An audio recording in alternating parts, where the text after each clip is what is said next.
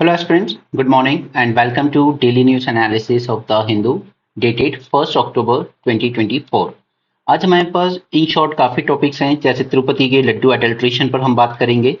दूसरा article 142 and complete justice जो supreme court की एक्स्ट्राऑर्डिनरी पावर है।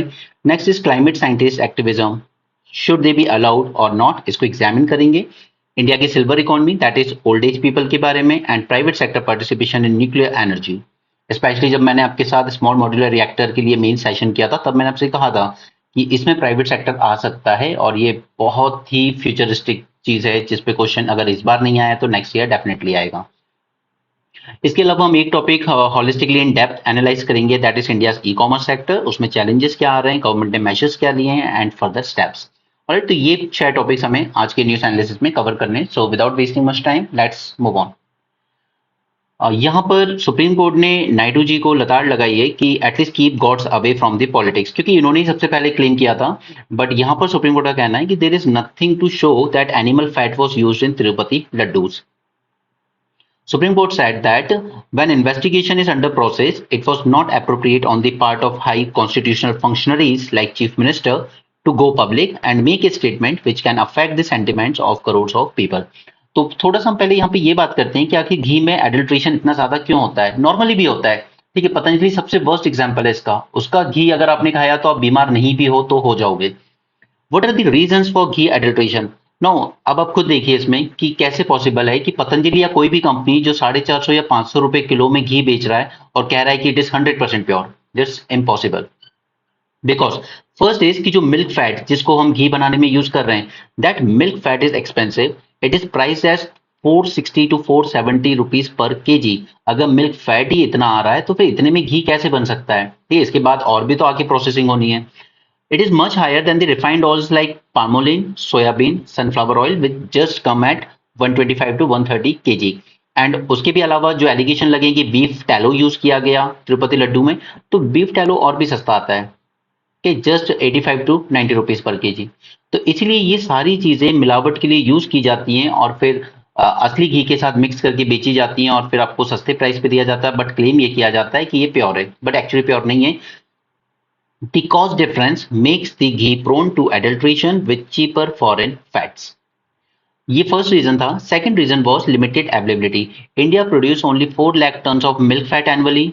अब इतने में इतना सारा घी बनाना पॉसिबल नहीं है। It is mostly used by dairies for also making ice cream, butter, ghee, and this limited supply increase the temptation to adulterate ghee. Third reason is high demand for large quantities. जैसे Tirupati temple है, वहां पर लड्डू बनाने के लिए आपको एनुअली 5000 टन्स ऑफ घी की जरूरत होती है। So this increase the risk of adulteration due to pressure to supply large volumes. और क्योंकि अब जब मंदिर ऑर्डर कर रहा है घी को, ज्यादा वॉल्यूम चाहिए, उतना है नहीं उनके पास, तो वो फिर इसमें एडल्ट्रेशन शुरू कर देते हैं। एक और रीजन है कि सरकार जो है वो 12% जीएसटी लगाती है on ghee compare to just 5% on vegetable fat. तो इसलिए उनको ये लगता है कि जो वेजिटेबल ऑयल्स हैं, palmolein and soybean, all those things, इनको यूज कर लेते हैं घी में। इन पे टैक्स रेट भी कम है, जबकि घी पे टैक्स रेट बहुत ज्यादा है। ओके, तो ये घी को और ज्यादा कॉस्टली बना देता है। तो ये 4 मेजर रीजंस हैं जिसकी वजह से घी एडल्ट्रेशन होता है। अब ये ऐसा नहीं है कि सिर्फ यूपीएससी के लिए आपको जानना है, वैसे भी पता होना चाहिए कि आखिर घी में इतना ज्यादा एडल्ट्रेशन क्यों हो रहा है। क्योंकि जनरली डॉक्टर्स कब रेकमेंड करते हैं? जब कोई बीमार होता है या बच्चे की जो इनिशियल ग्रोथ फेस होता है उसमें कहा जाता है कि उसको घी दीजिए। बट अगर आप वहीं एडल्ट्रेट कर रहे हो, यानी कि आप उसकी पूरी की पूरी फ्यूचर जनरेशन को एक रिस्क पे डाल रहे हो। यहाँ पे मैं आपको इन तीनों में डिफरेंस बता देता हूँ जो कि आपको प्रीलिम्स के लिए जरूरी है। ये मैंने प्रीलिम्स मॉड्यूल में भी इंक्लूड किया है और यहाँ पे मैं आपको बता रहा हूँ। First is beef tallow, second is ghee and third is vegetable oil. ठीक, और ये दोनों यूज किए जाते हैं फॉर एडल्ट्रेटिंग दी घी। तो इनमें फर्क क्या है? इनके सोर्स देख लीजिए, रेंडेड फैट फ्रॉम कैटल, ठीक है, बीफ टैलो। घी में हम लोग यूज करते हैं क्लैरिफाइड बटर जो कि बॉईल करने के बाद और मिल्क के जो सॉलिड जम जाते हैं उसको रिमूव करने के बाद हमें मिलता है। And vegetable oil, it is extracted from seeds of fruits like sunflower, canola और ऑलिव। ये हो गए इनके सोर्स तीनों के। इंपॉर्टेंट है इनका कॉम्पोजिशन जानना। अब आपको एक चीज पता होगी दैट एक होते हैं हमारे अनसैचुरेटेड फैट, दूसरे होते हैं सैचुरेटेड फैट। सैचुरेटेड फैट है तो वो फिर भी ठीक है, लेकिन अनसैचुरेटेड है तो वो आपकी बॉडी के लिए उतना हेल्दी नहीं होता। Now, this beef tallow, it is high in saturated fats and some monounsaturated fat as well. जबकि जो घी है, it is high in saturated fats and it contains short chain fatty acids and butyrate. Vegetable oils it is high in poly unsaturated fats, lower in saturated fats, इसलिए घी को सबसे ज्यादा healthy माना जाता है। ओके, न्यूट्रिशन की बात करें तो दिस बीफ वाला it is rich in fat soluble vitamins. We have two type of vitamins, right? Fat soluble and water soluble. तो it is rich in fat soluble vitamins and conjugated linoleic acid. और यहाँ पे ये जो ब्यूटराइट मिलता है हमें, it is beneficial for gut health and it is rich in vitamin A, D, E and K. And third one is high in omega 3 and omega 6 fatty acid, considered heart healthy. ठीक है, use तो सभी के वही है, frying में भी use करेंगे हम, सलाद ड्रेसिंग वगैरह में भी यूज करेंगे एंड ऑल दोस थिंग्स। तो इन तीनों में ये जो कॉम्पोजिशन है ये आपको कहीं ना कहीं प्रॉब्लम कर सकता है एग्जाम में, तो हमने उसको जान लिया। Okay, so done with this thing. Next हम लोग चलते हैं। ये कोर सेक्टर आउटपुट ना मैं इसलिए अवॉइड कर रहा हूँ क्योंकि ये तो बार बार आता रहेगा आपका हर मंथ। ठीक है, हमें बस एक बार इसकी थ्योरी समझनी है, हमने बहुत पहले भी समझी थी, इसको किसी दिन दोबारा कर लेंगे। आज अब इसलिए नहीं करेंगे क्योंकि आज न्यूज़पेपर में और दूसरी चीजें जो हैं वो ज्यादा इंपॉर्टेंट हैं। Supreme Court reopens IIT door for a daily wages son who could not pay fee on time. ठीक है, तो यहाँ पे सुप्रीम कोर्ट ने एग्जामिन किए अपनी extra ordinary power under article 142 और इसी को हम डेप्थ में जानेंगे, इन डेप्थ, ताकि ये पूरा एक बार में क्लियर हो जाए कि आखिर ये आर्टिकल क्या है, क्यों यूज करता है सुप्रीम कोर्ट बार बार, और इसको लेकर क्या कॉन्ट्रोवर्सीज हैं और ये किस किस इंपॉर्टेंट जजमेंट में यूज हुआ है। बाकी यहाँ पे जो बच्चा है जो आईआईटी की फीस नहीं भर पाया था ऑलमोस्ट 70,500, तो उसका एडमिशन कैंसिल कर दिया था आईआईटी ने। बट अब यहाँ पे एक और बात आती है कि लॉ तो यही कहता है ना कि जो रूल्स हैं यूनिवर्सिटीज के फॉलो होने चाहिए। ठीक है, तो सुप्रीम कोर्ट इस आर्टिकल के अंडर में अपनी एक्स्ट्राऑर्डिनरी पावर का यूज करता है और जो लॉ है यहाँ पर उसको सेटिसाइड कर देता है। ओके, और दूसरी चीज एक और देखिए कि इस बच्चे के जो दो और सिबलिंग्स हैं, they are studying in IIT Kharagpur and NIT Hamirpur. तो ये दिखाता है कि पॉवर्टी से निकलने का एक ही तरीका है, दैट इज एजुकेशन। और हम लोग अब क्या कर रहे हैं इंडिया में कि हम एजुकेशन को ही सबसे ज्यादा नेग्लेक्ट कर रहे हैं। क्योंकि ऑब्वियसली बात है कि डेली वेजर अपने 3-3 बच्चों को प्राइवेट स्कूल में नहीं पढ़ा सकता, तो हमें अपने गवर्नमेंट स्कूल भी उतने ही अच्छे से फंक्शन करें या इंश्योर करना चाहिए। बट अगर आप कभी भी यहाँ पे टीचर्स रिक्रूटमेंट, इंफ्रास्ट्रक्चर तो छोड़ ही दीजिए, वो तो बहुत पुअर है, सरकार भी उस पर ध्यान नहीं दे रही है, नंबर ऑफ टीचर्स भी कम है। लेकिन जो टीचर्स रिक्रूट भी हो रहे हैं, अगर जब बिहार में अपॉइंटमेंट लेटर मिला था उसके बाद आप उन टीचर्स का जो मीडिया वगैरह क्वेश्चन कर लेता है, they don't know even the basics. ठीक है, बट वो एग्जाम क्लियर कर गए फॉर एनी हाउ। तो अगर हम अपने गवर्नमेंट स्कूल पब्लिक एजुकेशन को नेग्लेक्ट कर रहे हैं, तो फिर आगे चल के आपको इस तरह के बच्चे नहीं मिलेंगे जहां एक डेली वेजर के बच्चे भी आईआईटी जाएं, आईआईएम जाएं या एनआईटी जाएं या फिर आईएएस बने। ठीक है, तो ये सब होता है क्योंकि हम उनके बेसिक्स कमजोर कर दे रहे हैं अपने पब्लिक एजुकेशन को नेग्लेक्ट करके। And it's not only about the budget, but it is more about the education services. ठीक है, इसीलिए जो वेंकटचलैया कमीशन बैठी थी जिसने रिव्यू किया था कॉन्स्टिट्यूशन को 2000 में, उसने कहा था कि हमें ऑल इंडिया सर्विसेज कम करने की जरूरत नहीं है जैसा कि स्टेट गवर्नमेंट्स डिमांड करती हैं। इनफैक्ट हमें न्यू ऑल इंडिया सर्विसेज की जरूरत है जिसमें 3 सर्विसेज बहुत ज्यादा इंपॉर्टेंट है। First is all India education services, second is all India agriculture extension services and third one is all India health services. और वो जुडिशियल सर्विस तो काफी टाइम न्यूज में रहता है, वो उस पर अटेम्प्ट भी किया गया था एक बार बनाने का, बट बना नहीं पाए थे। तो ये जो 3 सर्विसेज हैं और plus this all India judicial services, ये 4 सर्विसेज की इंडिया को बहुत ज्यादा जरूरत है अगर हम वाकई अपनी जो ग्राउंड लेवल पर फंक्शनिंग है उसको इंप्रूव करना चाहते हैं। तो अदरवाइज जिस तरह के अभी एजुकेशन में टीचर्स आ रहे हैं school, specially public education government schools में, वो इन बच्चों को उल्टा इनका करियर डिस्ट्रॉय कर रहे हैं। Okay, it is not making their career. Anyway, चलिए आगे चलते हैं। तो हम यहाँ पर आर्टिकल 142 को इन डेप्थ जानेंगे। First, this provides a unique power to Supreme Court to do complete justice. Now remember that this word complete justice has nowhere been defined. कहीं सुप्रीम कोर्ट ने डिफाइन नहीं किया। तो अल्टीमेटली जब किसी case में जो भी जज बैठा होगा ये उसके डिस्क्रिप्शन पे आ जाता है, because it is a term जिसको आप कितना भी ब्रॉडली इंटरप्रेट कर सकते हो। What is complete justice? फिर तो हर चीज लाई करेगी, जिसको भी ग्रीवांसेस है वो कंप्लीट जस्टिस में आ जाएगा। जैसे बच्चों के अगर एग्जाम की साइकिल कंप्लीट होने में 3 साल 4 साल लग रहे हैं किसी स्टेट पीएससी में, तो फिर अगर आपने ज्वाइनिंग दे भी दी 4 साल बाद, तो क्या वो कंप्लीट जस्टिस हुई? नहीं हुई, उसके 3 साल और खराब किया आपने। ओके, सो ये टर्म ऐसा है जिसको सुप्रीम कोर्ट ने कभी डिफाइन किया नहीं है प्रॉपर। ओके, और ये पावर वो तब यूज करता है where at times the law और statute may not provide a remedy. अब इस केस में जो केस है यहाँ पर, वहां पर लॉ या जो स्टैच्यू जो यूनिवर्सिटी का है वो तो यही कह रहा है ना कि अगर आपने ऑन टाइम फी नहीं भरी तो आपका जो एडमिशन है वो कैंसिल कर दिया जाएगा। ओके, तो यहाँ पर उसने तो अपने रूल्स जो है, स्टैच्यू जो है, लॉ है, उसके अकॉर्डिंग ही काम किया। बट द थिंग इज कि इसी सिचुएशन में सुप्रीम कोर्ट जब लॉ और स्टैच्यू रेमेडी प्रोवाइड नहीं कर पाता है तभी सुप्रीम कोर्ट कंप्लीट जस्टिस करने के लिए इस आर्टिकल में अपनी एक्स्ट्राऑर्डिनरी पावर को यूज कर सकता है। क्लियर है situation? In such instances, court can go beyond its usual limits to settle a dispute in a way that matches the specifics of the case. Power of Supreme Court under this article. Article 142 confers Supreme Court plenary power, ठीक है, to pass such decree or make such order as necessary for doing complete justice. The Supreme Court can do so in any cause or matter pending before it, and such orders of Supreme Court are enforceable throughout the territory of India as prescribed by any law made by Parliament or President of India. ठीक है, तो इसमें यहाँ पर जो भी decree देता है सुप्रीम कोर्ट, इस केस की स्पेसिफिकली इस केस की बात नहीं कर रहे हैं, ठीक है, और भी केसेस हैं जैसे भोपाल गैस ट्रेजेडी का केस था। तो जब भी इस तरह के केसेस में कोई ऑर्डर देता है सुप्रीम कोर्ट तो वो इक्वली उतना ही वेटेज कैरी करेगा वो ऑर्डर भी जितना कि एक पार्लियामेंट का लॉ या फिर कोई प्रेसिडेंट का ऑर्डर कैरी करता है। ओके, कुछ केस देख लेते हैं जहां पर सुप्रीम कोर्ट ने यूज किया हो ये आर्टिकल। तो सबसे इंपॉर्टेंट था union carbide corporation versus union of India, ये हमारे यहाँ हुआ था भोपाल गैस ट्रेजेडी।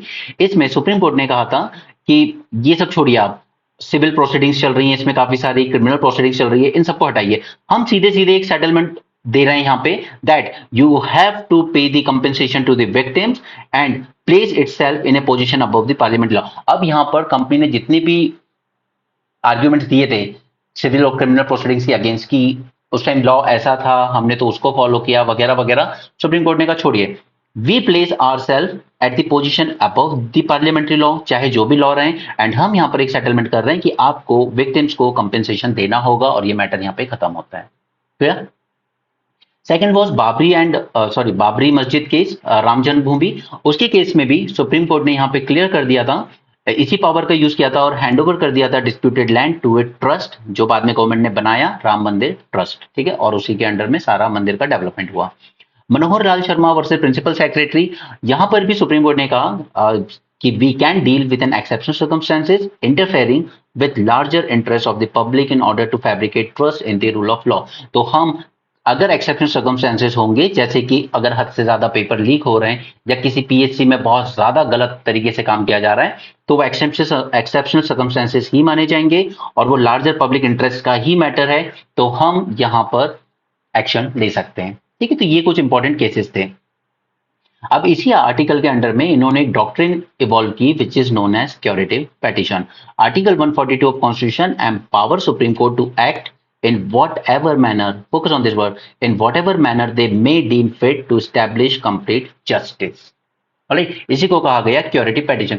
यानी कि आप सोचिए कि आपको डिस्ट्रिक्ट कोर्ट से कहीं एक्शन, कोई जजमेंट आपके अगेंस्ट गया, हाई कोर्ट में आपके अगेंस्ट गया, फिर सुप्रीम कोर्ट में गया, वहां भी चीज आपके अगेंस्ट चली गई, ठीक है, यानी कि फाइनली किसी को जैसे डेथ पेनल्टी है तो हाँ वो पक्की हो गई है कि मिलनी है, सब जगह से आप रिजेक्ट हो गए, but at the same time अब वो सुप्रीम कोर्ट में दोबारा फाइल कर सकता है क्यूरेटिव पेटिशन कि प्लीज आप इस केस को एक बार फिर से देखिए, मुझे लगता है कि अभी भी मुझे जस्टिस नहीं मिली है। ओके, सो ये क्यूरेटिव पेटिशन की डॉक्ट्रिन यहीं से इवॉल्व हुई। बट यहाँ पे जज के पे भी कुछ बायसनेस के चांसेस तो हैं यहाँ पर, जस्ट अ सेकंड। तो इसलिए यहाँ पे ये प्रोविजन रखा गया कि it has to be certified by senior advocate if the bench find that petition is vexatious, यानी कि आप बार बार पेटिशन लगा के बेवजह डिले कर रहे हो अपने डेथ सेंटेंस को for example, okay, and without any merit, then it may impose exemplary cost on the petition as well. वो फिर ये भी कह सकता है आप लोग बार बार आके कोर्ट का वक्त जाया कर रहे हो, हम आप पे कॉस्ट इंपोज करते हैं इसके लिए। कॉन्ट्रोवर्सीज क्या रही हैं? अब सबसे इंपॉर्टेंट, अब छोड़िए, चलिए पुरानी कंट्रोवर्सीज हटाइए, एक कंट्रोवर्सी याद रखिए, cancellation of coal block allocation in 2014 supreme court using power under article 142, बहुत हल्ला मचा उस टाइम मीडिया में, कोल घोटाला हो गया, कोल घोटाला हो गया, 142 से ज्यादा कोल ब्लॉक एलोकेट कर दिए गए नेताओं को, उनके रिश्तेदारों को, और इसी के अंडर में सुप्रीम कोर्ट ने कैंसिल कर दी allocation, all the allocation granted from 1993 onwards, जबकि ये सारा मैटर एग्जीक्यूटिव के डोमेन में आता है, जुडिशरी के डोमेन में नहीं आता था। ओके, इसी तरह की एक और कंट्रोवर्सी हुई, supreme court convicted Mishra for contempt of court, so it was not a proper for supreme court as power to take disciplinary action was vested in bar council under advocates act. अब यहां पर आपने उस पर contempt of court लगा दिया, but अगर ये लगाना ही था तो ये पावर थी बार काउंसिल के पास, आपके पास नहीं। क्रिटिसिज्म, सबसे बड़ा क्रिटिसिज्म है separation of power. Separation of power theory तो यही कहती है ना, जुडिशरी अपने डोमेन में काम करे, एग्जीक्यूटिव के डोमेन में काम ना करे। ठीक है, एक तो आप कोल ब्लॉक एलोकेशन कैंसिल किए, वो एग्जीक्यूटिव का काम था। दूसरा, आपने यहाँ पे आप कहते हो कि हम किसी भी लॉ को साइड में रख सकते हैं, तो फिर लेजिस्लेचर को के डोमेन में आप स्टेप इन कर रहे हो। ठीक है, आपका डोमेन सेपरेट है, जुडिशियल डोमेन। ठीक है, तो ये सेपरेशन ऑफ पावर थ्योरी को वायलेट करता है। Second is, unlike legislature and executive, judiciary cannot be held accountable for its action। कि एग्जीक्यूटिव जो लेजिस्लेचर कुछ करते हैं तो उनकी अकाउंटेबिलिटी बनती है, लेकिन जज साहब आपकी तो कोई अकाउंटेबिलिटी नहीं बनती, आप जो मर्जी इंटरप्रेट करके जजमेंट दे सकते हो। Okay, definition of complete justice। Now this is another argument that court had a wide discretion due to absence of standard definition for the term complete justice। Okay, so इसको इसकी definition एकदम subjective है, differ करता है case to case basis पर and जज to जज, जो इसको जिस तरीके से इंटरप्रेट कर ले। Now what are the limitations for this article 142? Supreme Court recognized that power under article 142 has certain limitations as well। At least judiciary ने खुद भी ये कहा है कि इसको हम हर जगह यूज नहीं कर सकते, देयर आर सर्टेन लिमिटेशंस।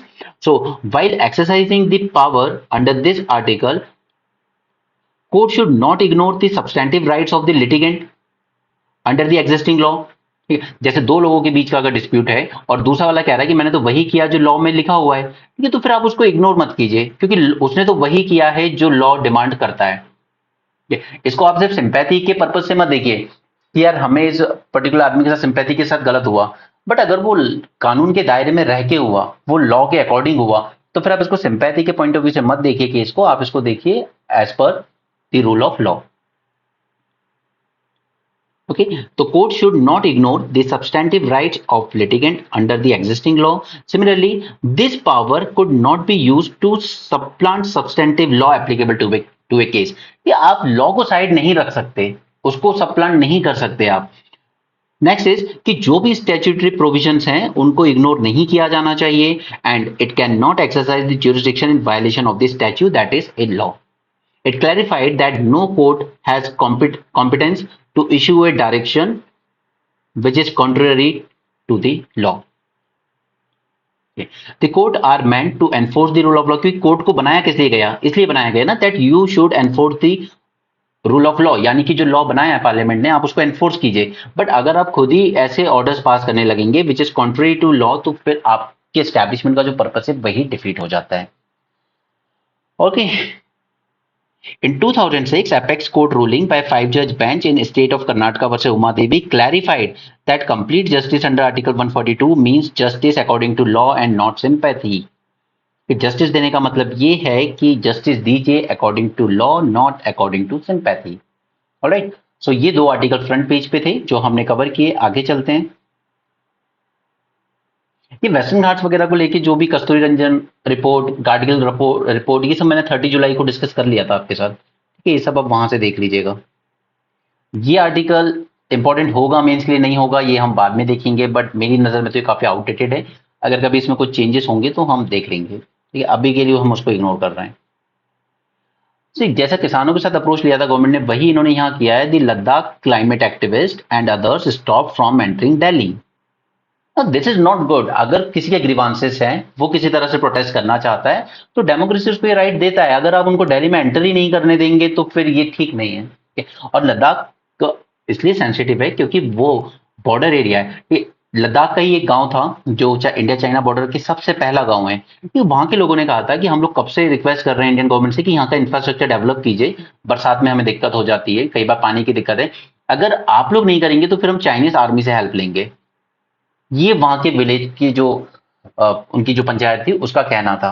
ये तो इस तरह के स्टेटमेंट्स और डेंजरस बन जाते हैं फिर, कि अगर आप इनके ग्रीवांसेस डेमोक्रेटिक वे में हैंडल नहीं करोगे तो फिर डिसकंटेंट डेवलप होगा। दादा साहेब फाल्के अवार्ड दिया जा रहा है मिथुन दा को। Now this is the highest award given in Indian film industry. ठीक है, वो किसी भी सिनेमा को दिया जा सकता है, हिंदी सिनेमा हो, तमिल हो, तेलुगु, दैट डजंट मैटर। ठीक है, एंड दादा साहेब फाल्के कौन थे? ये he was the first person जिन्होंने 1913 में वो मूवी बनाई थी राजा हरिश्चंद्र। ठीक है, जो कि पहली मूवी थी इंडिया की।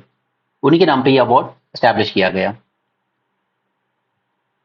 ओके, ये सारी चीजें आज काफी काम की है। फर्स्ट तो आप पहले ये जान लीजिए कि कुछ साइंटिस्ट का ये मानना है कि हमारी जो धरती है, जब सूरज और ज्यादा एक्सपैंड होगा तो वो हमारी धरती को निगल जाएगा, ऐसा इनका मानना है। और इनके अकॉर्डिंग कि शायद धरती पे लाइफ सिर्फ 1 बिलियन ईयर तक की और बची है। ओके, तो इसी के रिस्पेक्ट में व्हाइट डॉर्फ हम किसको कहते हैं वो जान लीजिए बस। The first Rocky planet ever spotted orbiting A burned out star. ठीक है, जैसे सूरज है हमारा एक स्टार है, अगर ये बर्न आउट हो जाता है कल को तो इसको हम कहेंगे व्हाइट डॉर्फ। और इस तरह की काफी फिनोमेना यूनिवर्स में ऑलरेडी ऑब्जर्व किए जाते हैं, जहां पे एक रॉकी प्लैनेट है वो ऑर्बिट कर रहा है around a burn out star called white dwarf. It offers a glimpse of what may be in store for the earth billions of year from now. हो सकता है कि हमारा सन भी जो है वो कल को बर्न आउट हो जाए और व्हाइट डॉर्फ में कन्वर्ट हो जाए, और उसी के अराउंड एक रॉकी प्लैनेट जैसे आज ये घूम रहा है उसी तरीके से एक रॉकी प्लैनेट अर्थ इसके अराउंड घूमता रहेगा, या फिर इसको बाद में ये पूरी तरीके से निकल जाएगा। हैबिटेबल जोन, हैबिटेबल जोन को ही कहा जाता है एक्चुअली में Goldilock zone. Goldilock Goldilock zone का मतलब होता है, और ये 2015 का यूपीएससी क्वेश्चन है, गोल्डीलॉक जोन क्या होता है। गोल्डीलॉक गोल्डीलॉक जोन वो होता है कि यानी कि आपका जो सूरज है उससे आपका प्लैनेट इतनी दूरी पर है जहां पे उसका वाटर जो है वो एवेपोरेट भी नहीं हो रहा है, लेकिन इतना ज्यादा दूर भी नहीं है कि उसका जो वाटर है वो आइस बन जाए। ठीक है, यानी कि एक ऐसा जोन, एक ऐसा सेफ डिस्टेंस जहां पे वाटर अपने लिक्विड फॉर्म में रह सकता है और लाइफ को होस्ट कर सकता है, उसे कहते हैं गोल्डीलॉक जोन या फिर habitable zone. That is it is not too hot, not too cold, where liquid water could exist on the surface and perhaps support life. Okay, this is also known as Goldilocks zone. Astronomers have always debated whether the Earth would be engulfed and destroyed when the Sun expands during its red giant phase, estimated to occur 7 billion years from now. Okay, चलिए अब next है, should climate scientist B engage in activism. तो आजकल जैसे हमारा IAS IPS लोगों के साथ होने लगा है ना कि कैमरा लेके जाते हैं और पूरा शो करते हैं उसमें प्रॉपर, हम यहाँ आए, हम ये कर रहे हैं, हम जूनियर ऑफिशियल्स को फटकार लगा रहे हैं, अपनी दादागिरी दिखा रहे हैं। ठीक है, तो उसी तरीके से क्या साइंटिफिक कम्युनिटी जो होती है ये कई बार डेटा देती है, सर्वे करती है और उसके बाद अपनी रिपोर्ट देती है। बट इनकी कई बार जो रिपोर्ट्स होती है, जैसे आज वायनाड में लैंडस्लाइड हुआ, हिमालयन रीजन में जो हो रहा है, इन सबको लेके कई बार रिपोर्ट दी गई कमेटी के द्वारा कि आप हिमाचल में ज्यादा डेवलप मत कीजिए, आप उत्तराखंड में ज्यादा डेवलपमेंट मत कीजिए। बट सरकार क्या करती है, इन रिपोर्ट्स को हमें कभी रिलीज नहीं करती। ठीक है, अब ये जो साइंटिस्ट हैं इनका काम तो ये है कि हमें सिर्फ डेटा गैदर करना है, ठीक है, एनालाइज करना है और रिपोर्ट गवर्नमेंट को सबमिट कर देनी है। बट गवर्नमेंट अगर इसको डिक्लेयर नहीं करती है, इसको पब्लिक नहीं करती है गवर्नमेंट, तो क्या इन डेटा साइंटिस्ट को खुद पब्लिक में आके बताना चाहिए कि हिमालयास में ये हो रहा है, ग्लेशियर्स में ये हो रहा है, ठीक है, या यहाँ के डैम कमजोर पड़ रहे हैं, सपोज कि कहीं पर डैम कमजोर पड़ रहा है, जैसे सिक्किम में आउटबर्स्ट हुआ ग्लॉफ का। ठीक है, तो क्या ये साइंटिस्ट को they should be more active and they should communicate directly with the public. This is the question of this article.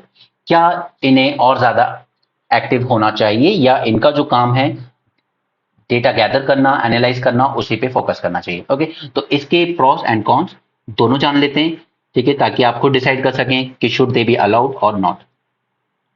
But अगर अलाउ कर देंगे तो फिर हमारे आईएएस ऑफिसर्स की तरह ही हीरो बन जाएंगे। The debate on whether climate scientists should engage in activism or limit their roles to research and dissemination of data। तो सपोर्ट में क्या पॉइंट है और अपोज में क्या पॉइंट है वो देखिए। Some scientists argue that activism is necessary to bring attention to climate issues as data alone may not be enough to drive action। सिर्फ हमने डेटा दे दिया या रिपोर्ट दे दी उसका मतलब ये नहीं है कि सरकार इस पे कोई एक्शन ले ही लेगी या पब्लिक एक्शन ले लेगी कि डिफॉरेस्टेशन नहीं करना है या इस तरह की चीजें। ठीक है, तो ये सपोर्ट करते हैं कि scientist should be more active. They believe that scientists have responsibility to communicate the urgency of climate change to the policy makers and the public। तो पॉलिसी मेकर्स को तो वो कन्वे करते हैं, बट वो एक्शन ले ना ले वो उनकी मर्जी है, तो साथ साथ इन्हें पब्लिक को भी कन्वे करने की जरूरत है और करने देना चाहिए। Activism could help contextualise science and motivate the next generation of learners. Okay, so this is these are the 3 points in support. Opposition में क्या कह रहे हैं, others argue that scientist should remain objective as activism may harm their credibility and bias their finding. तो फिर ऐसे तो कई आईएएस ऑफिसर्स हैं जिनका काम है डिस्ट्रिक्ट को संभालना, लेकिन वो क्या कर रहे हैं, वो बुक्स लिख रहे हैं, वो एथिक्स की बुक लॉन्च कर रहे हैं, वो आंसर राइटिंग की बुक लॉन्च कर रहे हैं।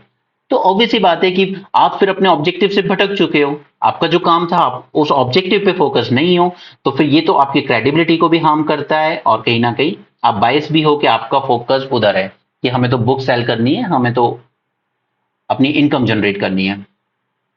They fear that public trust in science may diminish if scientists are seen as partial advocates rather than neutral experts. Okay, तो ये दोनों पॉइंट्स हैं, सपोर्ट में भी और अपोजिशन में भी, वो आप डिसाइड कीजिए कि अलाउ करना चाहिए या नहीं। और एक बैलेंस्ड व्यू क्या है, some advocates for a middle path, that is scientist engage in evidence based activism. यानी कि अगर आपके प्रॉपर एविडेंस है कि यहाँ पर अगर ये प्रोजेक्ट आया तो यहाँ पर लैंडस्लाइड और ज्यादा हो जाएंगे, तो प्रॉपर एविडेंस बेस्ड एक्टिविज्म है तो ठीक ठीक है। बट इसमें कहीं भी आपको पॉलिटिकल होने की जरूरत नहीं है। ये नहीं कि यहाँ पर ये पर्टिकुलर पार्टी की सरकार है तो यार इसका प्रोजेक्ट यहाँ नहीं लगने देना है, ठीक है, तो वो नहीं होना चाहिए। पॉलिटिकल हुए बिना अगर आप एविडेंस बेस्ड एक्टिविज्म फॉलो करते हो तो ठीक है। They believe that while scientists should help inform policy, they must also preserve their integrity and objective।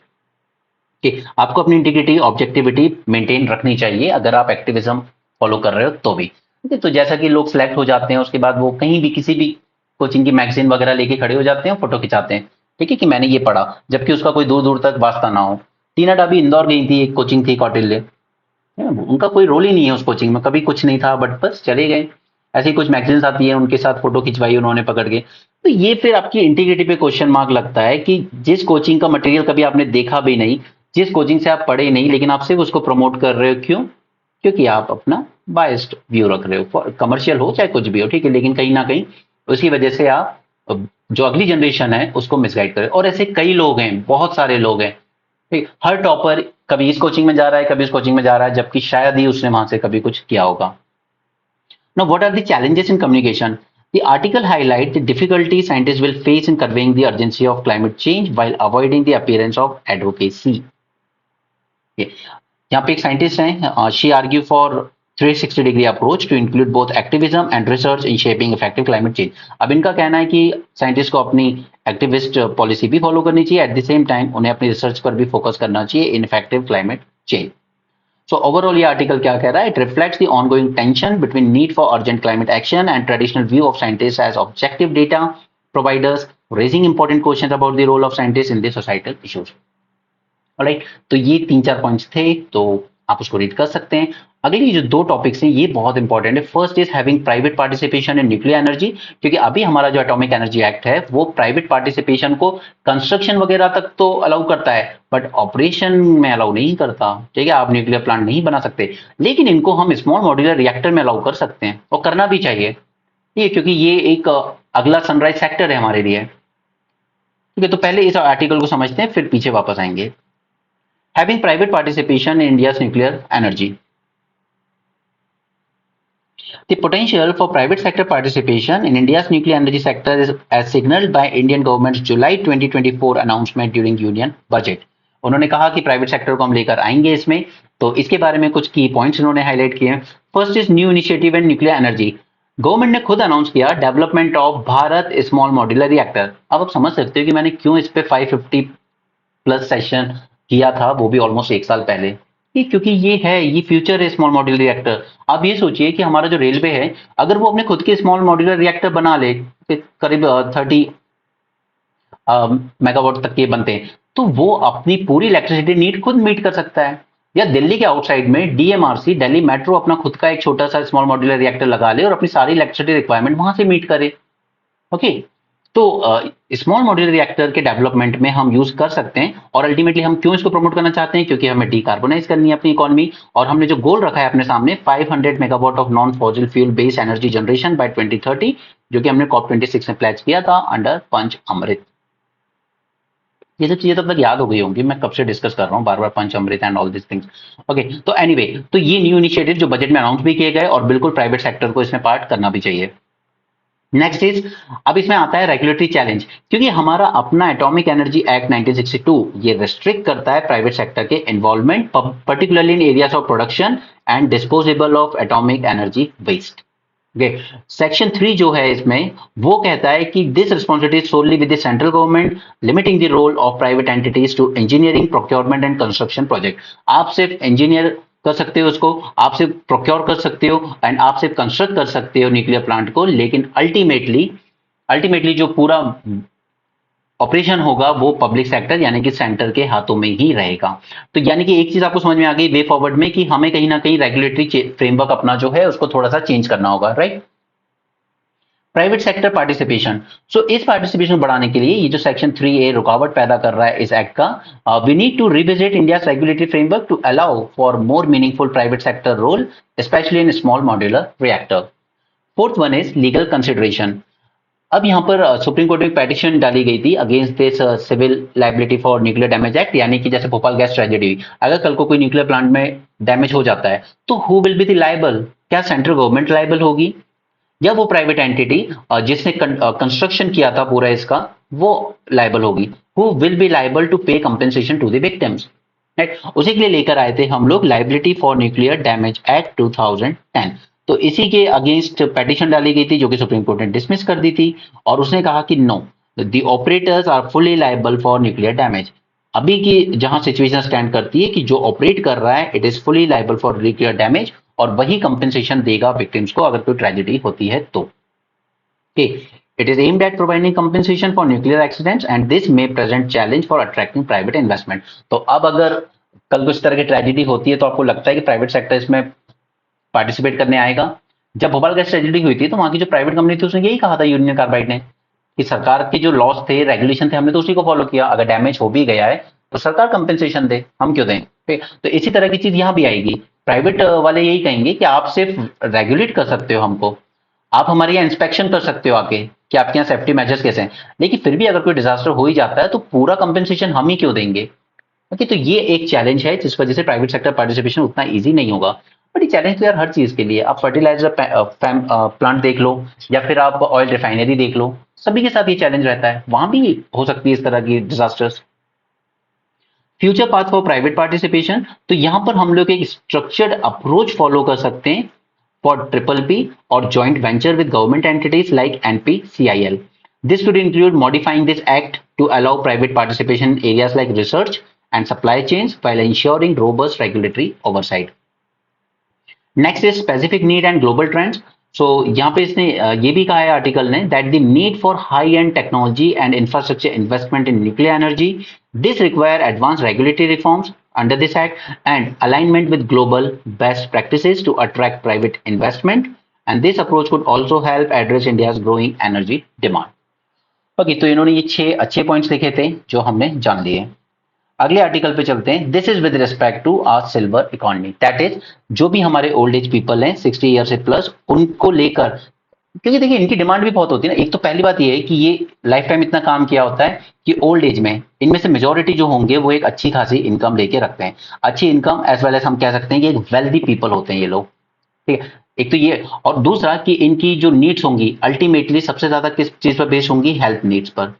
तो मार्केट में ये काफी ज्यादा डिमांड भी क्रिएट करते हैं। तो इसीलिए अगर हम 60 प्लस लोगों के हिसाब से भी देखें तो एक सिल्वर इकोनॉमी हमारा वेट कर रही है, और उसके लिए अगर हम लोग हेल्थ इंफ्रास्ट्रक्चर, केयर इकोनॉमी, इस पर 20 मिनट्स का सेशन किया था मैंने, इन सब में हम इन्वेस्ट करें, हेल्थ केयर वर्कफोर्स को और इंप्रूव करें ओल्ड पीपल की केयर के लिए, ठीक है। तो ये सब हमारी एक सिल्वर इकोनॉमी को बूस्ट दे सकता है। अब वर्कफोर्स में इन्वेस्ट करने को लेकर मैंने आपको जब एक बार demographic dividend pay mains 450 plus में सेशन दिया था, मैंने आपको वहां कहा था कि अगर आज आप एक नॉर्थ इंडिया में तो आप क्या प्रेफर करेंगे कि मुझे बच्चों का डॉक्टर बनना है, लेकिन अगर आप साउथ इंडिया में तो आप क्या प्रेफर करेंगे कि I want to become a geriatrician, ठीक है, मुझे ओल्ड एज पीपल का डॉक्टर बनना है।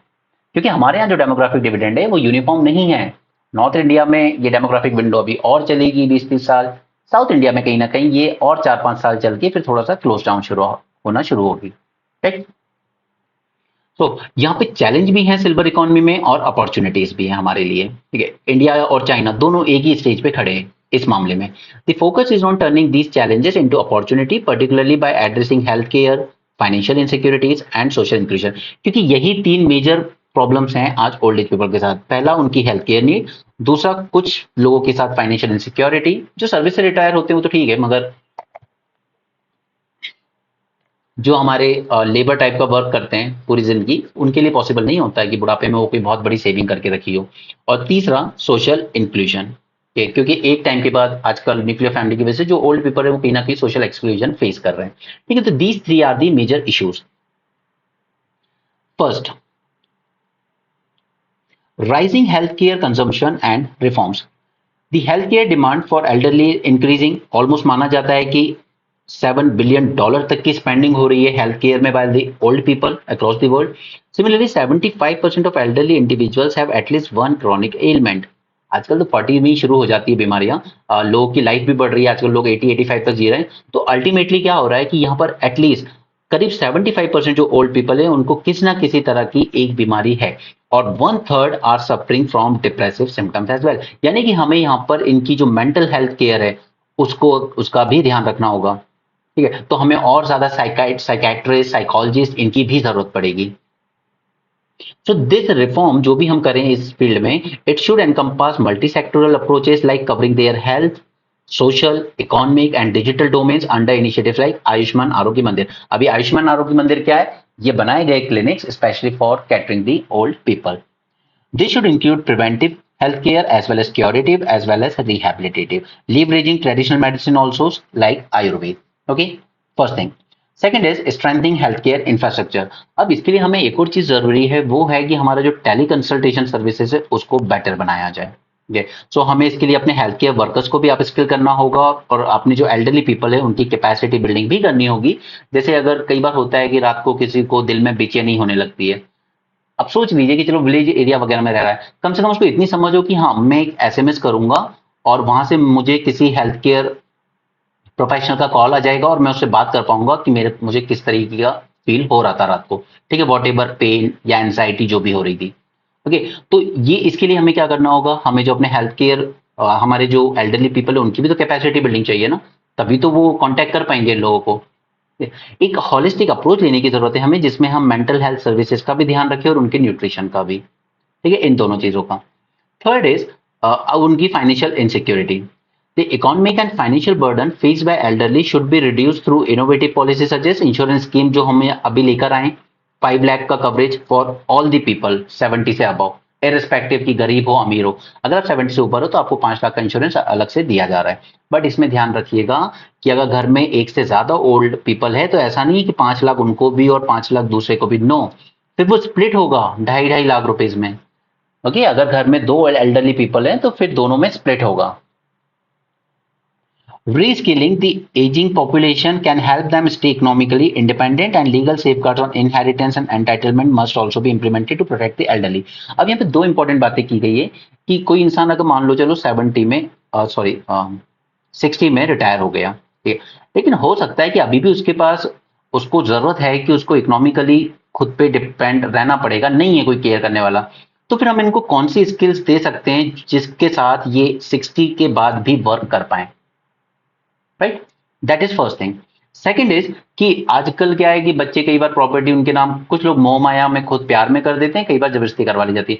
तो जो इनहेरिटेंस और जो एंटाइटलमेंट है, जैसे कई बच्चे पेरेंट्स का बिल्कुल ध्यान नहीं रखना है, वो छोड़ के अपना दूसरे शहर चले गए और वहां से फिर पैसे भी नहीं भेजते, तो ये इनहेरिटेंस एंड एंटाइटलमेंट, इसके लिए भी हमें लीगल सेफगार्ड्स इंश्योर करने चाहिए इनके लिए। ठीक है, तो यहाँ पे दो इंपॉर्टेंट इश्यूज हैं कि या तो हम इन्हीं को रीस्किल कर दें ताकि ये खुद ही कुछ ना कुछ प्रोडक्टिव वर्क कर पाए रिटायरमेंट के बाद भी, और दूसरा कि हमें लीगल सेफगार्ड्स देने की जरूरत है इनको with respect to inheritance and entitlement. Okay, next is economic potential of the elderly. The elderly population constitute a major segment, करीब 19% हो सकता है ये वेल्थीएस्ट सेगमेंट कह सकते हैं इसको, क्योंकि मेजोरिटी कई बार रिटायर होते हैं तो कभी इंश्योरेंस पॉलिसी, कभी पेंशन पॉलिसी, इस तरह से इनके पास पैसा तो होता है। ठीक है, सो हमारे लिए एक अपॉर्चुनिटी होती है for economic growth through this silver economy. Innovation in health care and wellness centre catering to senior citizen will be critical domain for economic growth. अब सोचिए कि आप गांव गांव या स्मॉल टाउन में इस तरह से हेल्थ एंड वेलनेस या तो क्लिनिक बना दिए जाएं या फिर मोबाइल वैन हो उनके लिए जो जाएगी। जैसे एक आप सोचिए कि आपने एक प्राइवेट कंपनी खोली, आपने एक मोबाइल वैन ले ली, ठीक है, जो आपके बेसिक टेस्ट वगैरह करती है और ये पूरे शहर में रोजाना कहीं ना कहीं घूम रही है, या जैसे ही किसी ने एसएमएस करके बुक किया, आप अपनी मोबाइल वैन लेकर वहां पहुंच गए, उसकी जो जो टेस्ट करने वो कर दिया और फिर उसको बता दिया, ठीक है, कि आपकी बॉडी किस तरीके से डिक्लाइन हो रही है। ठीक है, तो इस तरह के और इनोवेशन हमें करने होंगे इस फील्ड में। गवर्नमेंट इनिशिएटिव्स, यहाँ पे गवर्नमेंट दो इंपॉर्टेंट इनिशिएटिव लेके आई थी और दोनों याद रखिएगा। First was sacred. यहाँ पे हमने फोकस किया था कि इनको हम क्या री एम्प्लॉय कर सकते हैं ताकि ये अपनी डिग्निफाइड लाइफ जी सकें आखिरी दम तक। और दूसरा इनिशिएटिव लेकर आए थे, it is about SAGE, that is senior care ageing growth engine, to fund startup offering elderly care solution. अब जैसा कि मैंने आपसे कहा, अगर मैं ऐसी कोई मोबाइल बैंक सर्विस शुरू करता हूँ एल्डरली पीपल के लिए, तो क्या मुझे ऐसा स्टार्टअप शुरू करने के लिए कोई फंडिंग मिल सकती है या नहीं। ठीक, तो ये दो गवर्नमेंट के इनिशिएटिव्स थे अपनी सिल्वर इकोनॉमी से related. So conclusion, India's elderly population represent both a challenge as well as opportunity.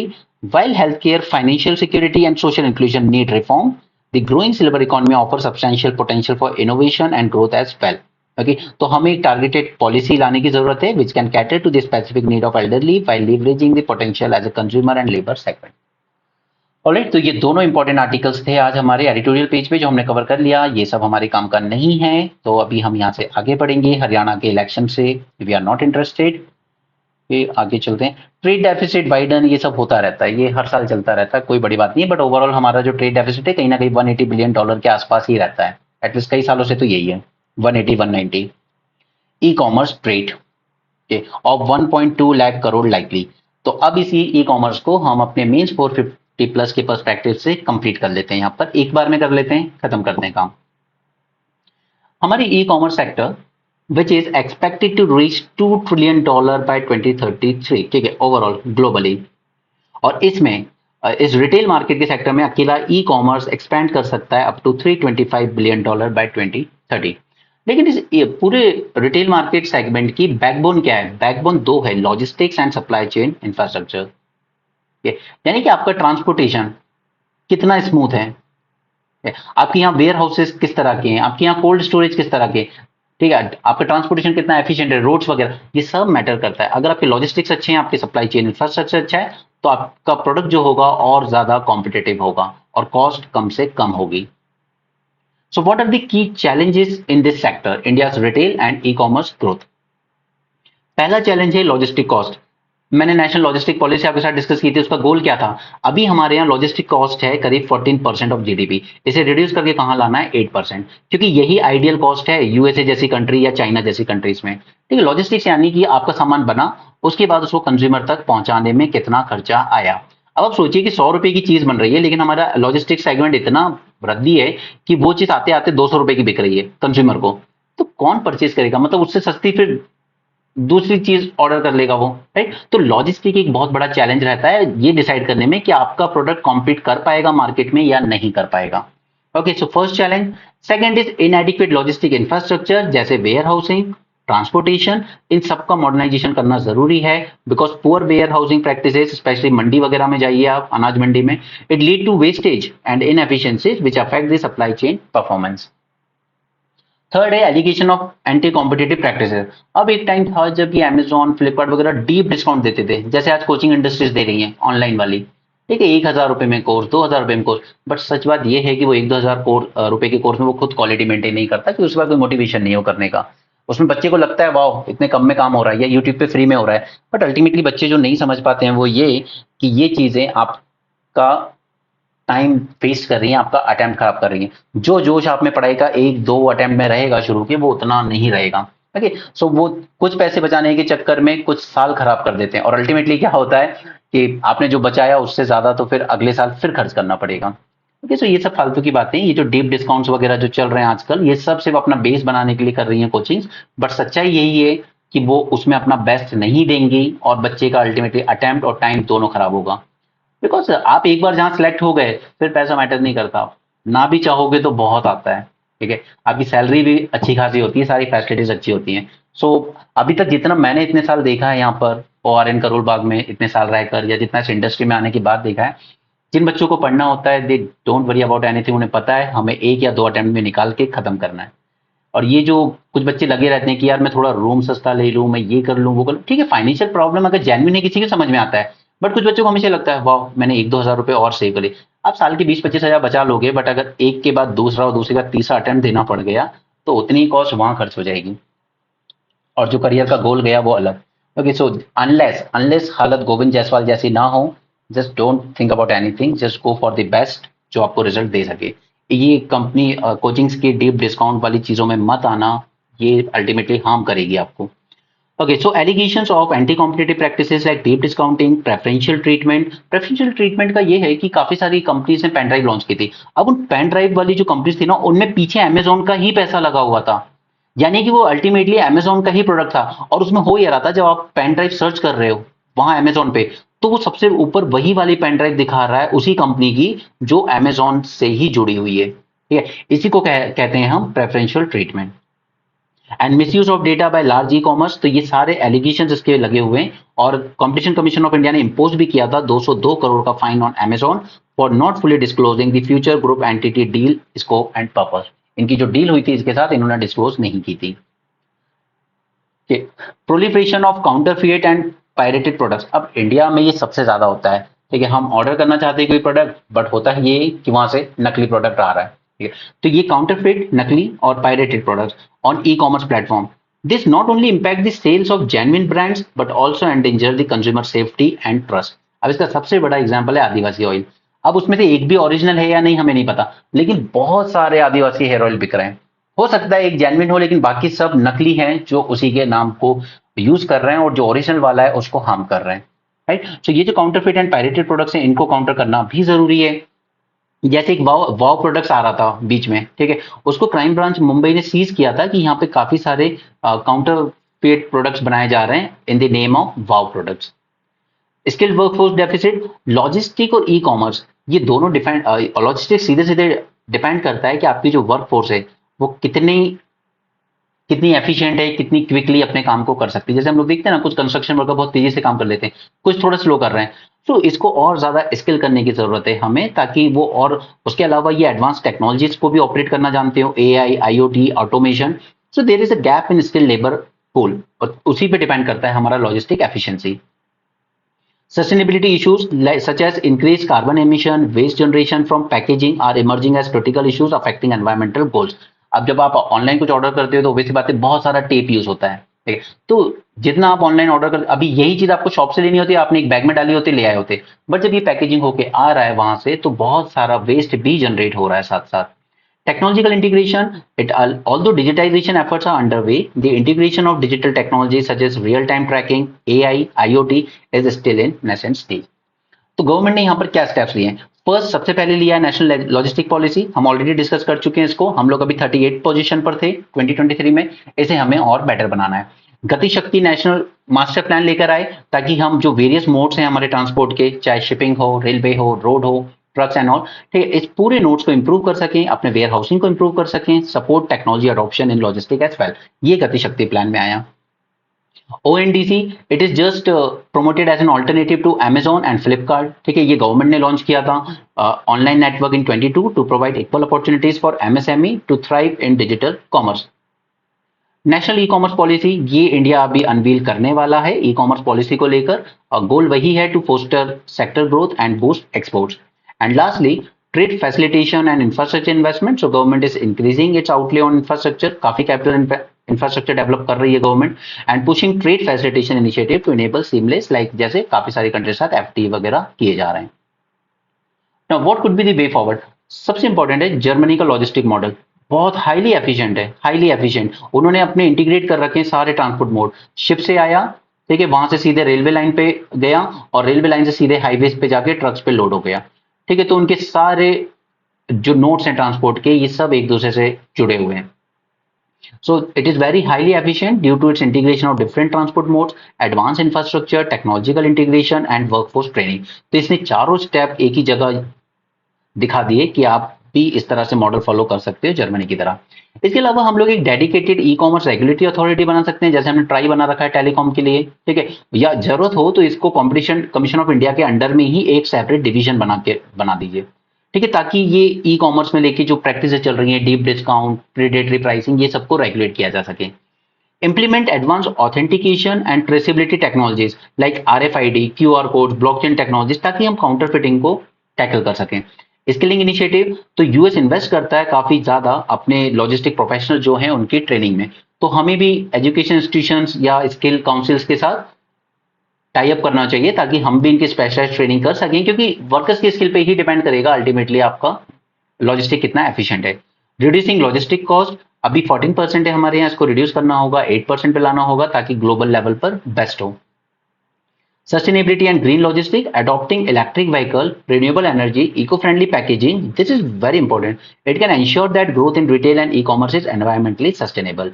The EU model of using electric vehicles in logistics has significantly reduced the carbon footprint. अब भी अगर अपने यहाँ ताज corridor में जाएंगे तो आप देखेंगे वो इलेक्ट्रिक गाड़ियां चलती हैं।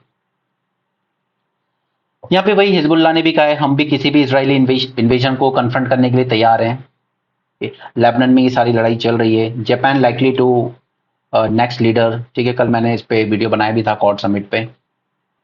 लिमिट माइग्रेशन, अब देखिए यहाँ पे जर्मनी ने भी अपने लैंड बॉर्डर्स को कंट्रोल करना शुरू किया माइग्रेशन के। यहाँ पे ना सारी यूरोपियन कंट्रीज, जैसे हम बांग्लादेशियों से परेशान है ऐसे ही यूरोपियन कंट्रीज परेशान है। यहाँ बीच में है आपका मेडिटेरियन सी, इधर ही जितनी भी रिजीम्स हैं लिबिया वगैरह, ये इन सब में कुछ ना कुछ बवाल चलता रहता है और यहाँ से लोग माइग्रेट होते रहते हैं और माइग्रेट होके जाते रहते हैं इधर कंट्री फ्रांस, जर्मनी, इटली, इन जैसी कंट्रीज में, और ये सब परेशान है। अब इन्होंने बहुत लिबरल रहे हैं ये लोग काफी सालों से कि ठीक है फ्री फ्लो होना चाहिए पीपल का, लेकिन अब ये माइग्रेशन एक हद से ज्यादा हो रहा है। अभी पेरिस ओलंपिक के टाइम भी देखा गया माइग्रेंट्स का हुड़दंग काफी हुआ था वहां। Ocean warming rate nearly doubled since 2005, ये सब फॉर्डर पॉइंट है जो आपको कोट करने थे एग्जाम में। जैसे आर्कटिक ओशन 4 टाइम्स ज्यादा तेजी से गर्म हो रहा है।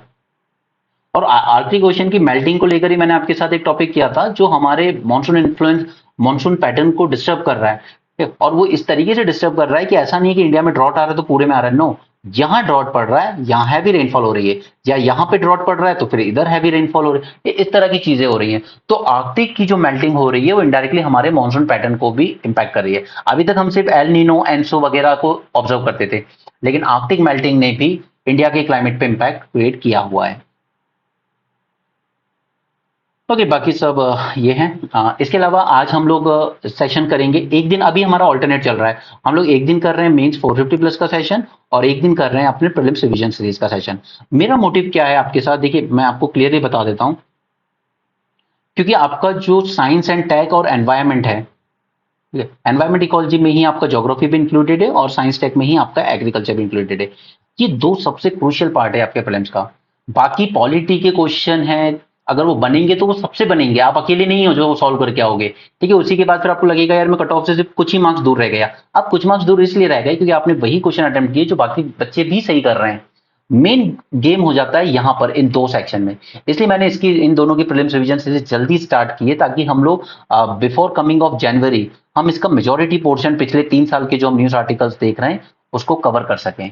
एक बार ये दोनों चीजें कवर हो गई तो फिर जनवरी से मैं आपके साथ स्टैटिक का डेली टारगेट रिवीजन शुरू करूंगा। जैसे मैं आपको पूरे डेली का टारगेट दूंगा कि आपको पॉलिटी है या इकोनॉमी है तो आपको कौन सा टॉपिक पढ़ना है, और उस टॉपिक में से फिर जो टॉपिक इंपॉर्टेंट होगा, जो मुझे लगता है कि मुझे आपके साथ लेक्चर लेना चाहिए, वो मैं आपके साथ लेक्चर में कराऊंगा। फॉर एग्जांपल पॉलिटी में सेंटर स्टेट रिलेशन या फिर इकोनॉमी में जीडीपी कैलकुलेशन वगैरह, वो मैं आपको लेक्चर वीडियो दूंगा, और जो टॉपिक आप सेल्फ रीड कर सकते हैं उन पे डायरेक्टली मैं आपके साथ एमसीक्यू डिस्कस करूंगा, ठीक है। और इस तरीके से हमारा स्टैटिक का रिवीजन होगा, बट उस टाइम पर हमारे पास करंट अफेयर में ये बर्डन नहीं रहना चाहिए, साइंस टेक वाला और एनवायरमेंट वाला, ठीक है। फिर हम लोग एक बार दिसंबर तक पूरा आ गए अगर सारे मॉड्यूल देखते हुए, तो फिर इसमें ज्यादा देर नहीं लगेगी, ठीक है। उसके बाद फिर हम लोग फोकस ज्यादा कर सकते हैं अपने हिस्ट्री, इकोनॉमी एंड पॉलिटी के मॉड्यूल्स पे। ये 3 आएंगे नहीं आएंगे अभी इसकी मैं गारंटी नहीं दे सकता, वो हम उसी टाइम डिसाइड करेंगे depending upon the response. So that's it for this session. Thanks for joining, have a great day and keep learning.